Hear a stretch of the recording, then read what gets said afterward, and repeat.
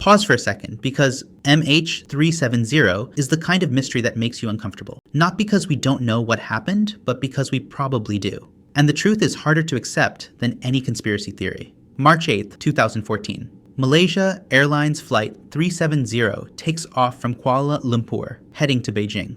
239 people on board, routine flight, experienced crew, clear weather, and then 40 minutes after takeoff, the plane disappears. Not gradually, not with a distress call, it just vanishes from radar like someone flipped a switch. Because someone did. Here's what actually happened. The transponder, the device that tells air traffic control where you are, was manually turned off. Not a malfunction, not a power failure. Someone in the cockpit deliberately disabled it. Then the plane made a sharp turn, completely off course, flying back across Malaysia. This wasn't a mechanical error. This was a decision. Satellites kept pinging the aircraft for hours. Not enough to show exactly where it was, but enough to draw an arc across the southern Indian Ocean. The plane flew for 7 more hours, in near total silence, burning fuel until there was nothing left. Then it dropped into one of the deepest, most remote parts of the ocean.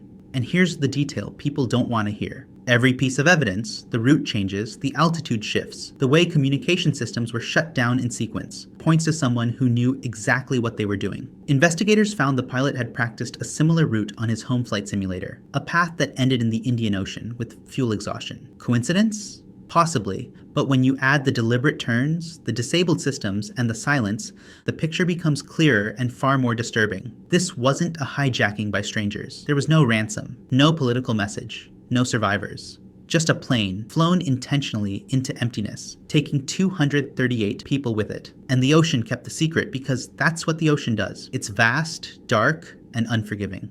A few pieces of debris washed ashore years later, but the main wreckage, the black boxes, the answers, all of it rests miles beneath the surface, where no one can reach.